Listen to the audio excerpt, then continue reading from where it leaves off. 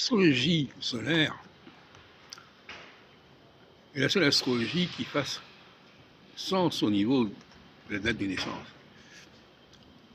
Oui, parce que tous les gens qui ont le soleil à tel endroit auront les aspects planétaires et les positions des aspects planétaires comparables. Si j'ai, donc il y a 360 possibilités de position solaire, et c'est pas à la fois c'est énorme et pas énorme, et il y a les aspects de telle et telle planète au soleil. Pour ceux qui attachent d'importance à cela, c'est pas mon cas.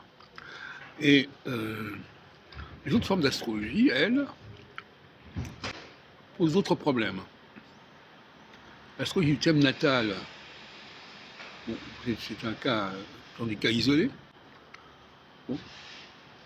Et l'astrologie gauquelinienne, comme mon astrologie à moi, c'est une astrologie qui dépend en particulier des tests, pour savoir qui est impacté ou pas, qui est jupitérien et qui ne l'est pas, qui est saturnien et qui ne l'est pas, qui est adamique et qui ne l'est pas. Bon. Donc là, effectivement, il y a un problème qui se pose.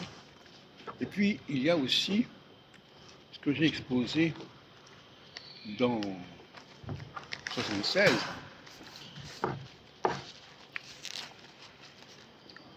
dans la revue Cosmopolitan,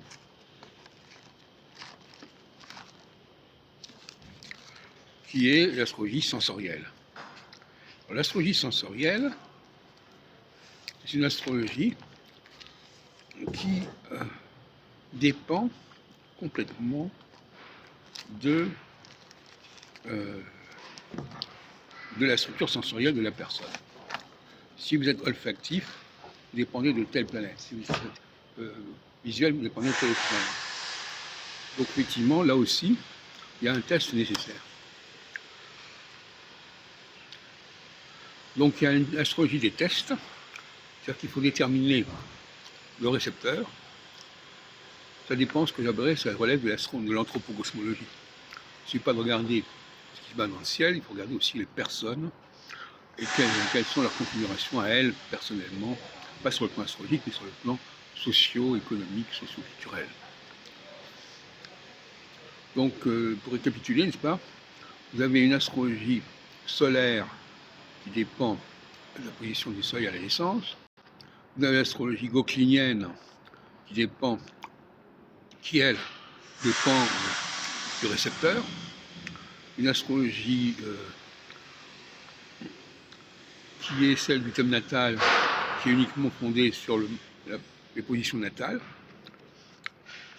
Et puis vous avez une astrologie adamique, qui est l'astrologie septennale, qui dépend des récepteurs.